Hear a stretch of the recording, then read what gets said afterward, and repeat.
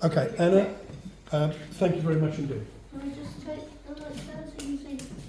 I've got 10 slides, they're all pictures, so calm down, it's going to be alright. So, before I ran away with the circus, i.e. you lot, in October 19, I used to work in the media, and not even the nice bit of the media, I used to work in advertising. So what I thought I would do today, before I came here, I thought I'd talk to some people I know who used to run news desks, and I'll ask them for their perspective as why they're not putting as much climate stuff in there as we would like. And what they all talked about was their pressures, what they're being judged against, what, you know, so they're all for likes, clicks, all these kind of things. And I thought it might be useful to set the scene of where they are so that we can understand how we can help them change some of their work. So we all know this is where we are, right? We don't even need to have a discussion about how bad it is. It's really bad. I forgot to bring my collapse aware badges, but if you want one, come to us in the Climate Centre. Ramon, can we have the next one, please? And this is what everybody's doing. Nobody wants to fucking know, do they? They absolutely do not. They will go a long way out of their way to avoid the news. Can we have the next one, please? Why? Well, some people say, and this is something that I give in my workshops, that part of the problem is it's always somebody else's problem, right? So the people say to the government, why don't you change the law? And the government says, because you won't vote for us. The businesses are lobbying the government to not really change anything, but at the same time are saying we need a level playing field. The government are saying, if I do that, you won't put me back in power. The people are saying to the businesses, you don't give us anything that's not wrapped in plastic, right? How can we do that? And the businesses say, it will cost more, so you won't buy it. So we go round and round and round. Can we have the next slide? But actually, the giant fucking elephant in the room that's having a massive dump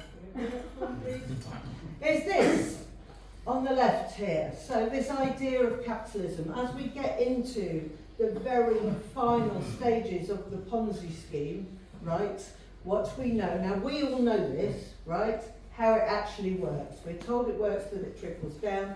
What we know is actually it gathers up. And we're seeing that across everything. More and more billionaires, yeah, and it's just a nightmare. Now look at this stuff here.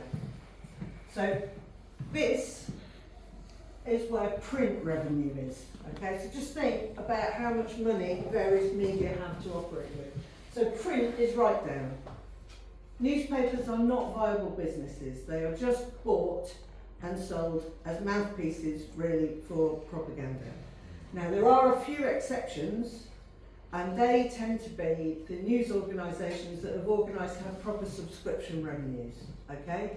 So most stuff that's talked about climate change is behind paywalls, as we often discover when we put it out on the WhatsApp thing. So it's the Financial Times, Guardian isn't a paywall, but there's places that have got revenue that is not just from advertising. And then if you look here, linear TV. We talk about the TV news, we're the only people who watches it.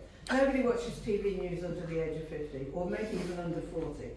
Okay, so let's just think about that. Search is massive, yeah? Digital cinema, and then this, CTV, and that's click TV. That is your videos online. That is where all the money is. And also there have been some very big players who have come into that market. Okay, so we weren't talking about TikTok in 2019, were we? It hadn't been invented. But they have come and done a giant money grab. When I snipped this thing this morning, I forgot to put the years in, right? But this is 2024, and this is, I think, 2014. And this is the top 25 total media owners and how much revenue they got, right?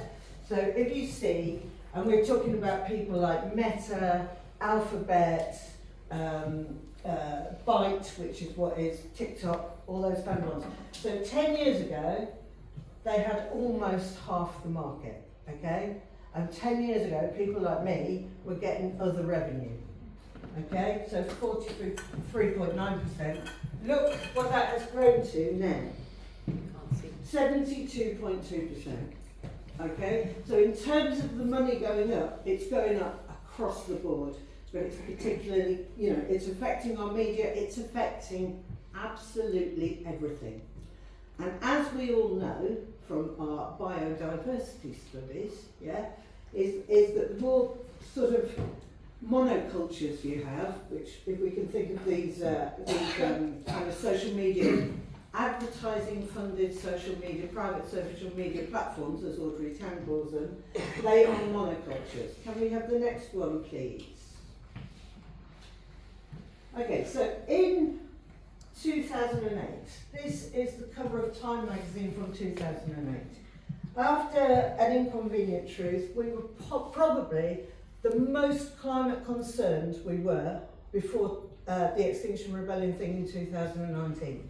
If you look at the cover here, it's all about all the businesses that were set up, Ecover, all that kind of stuff. Can you click again?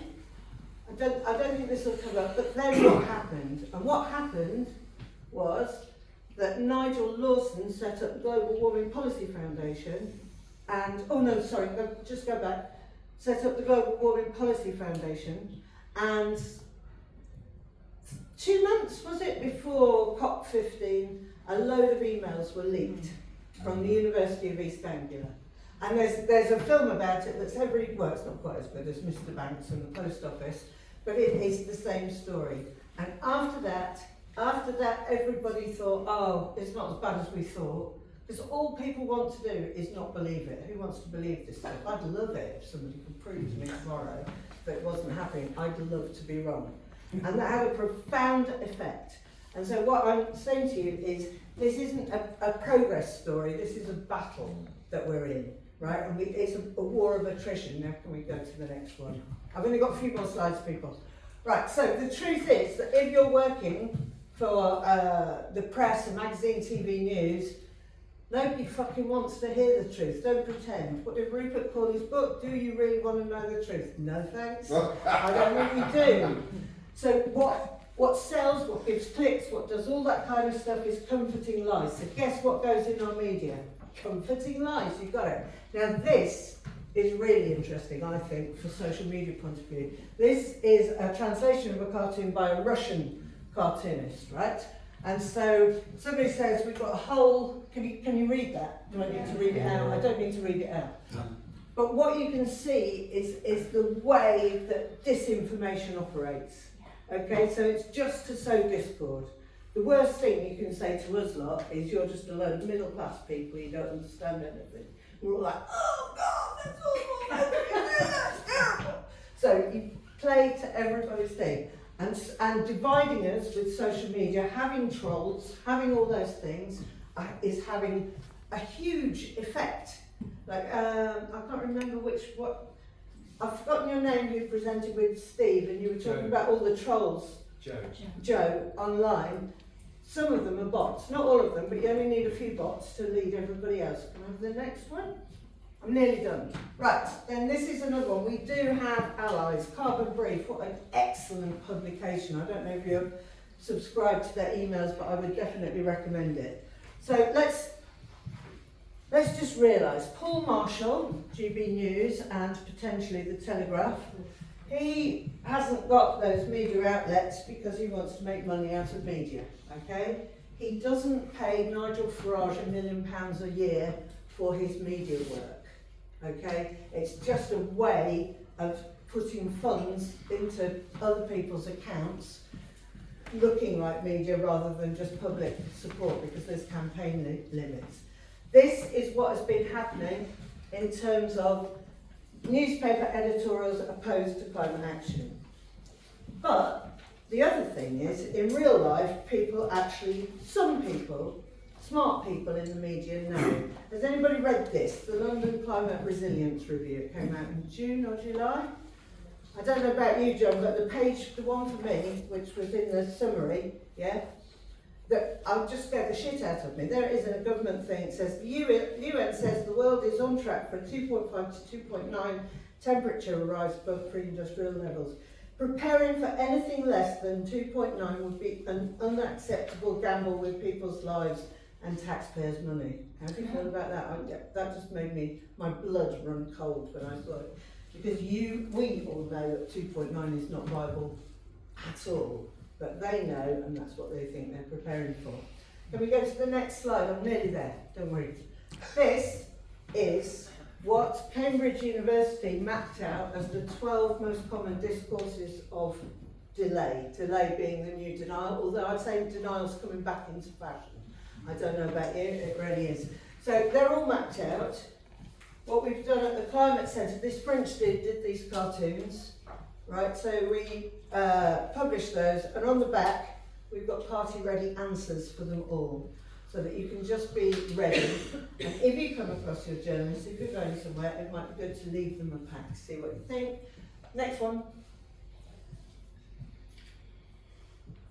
There is loads of misinformation out there. There is just loads of misinformation. You can't trust anything. From my Group M thing, where I took a lot of my things today, it was all about how AI is going to come along and really, take the internet by storm. Our media is going to change as massively as our world is going to change, right? It's on the verge of collapse. It's on the verge of not being trustworthy. Next one.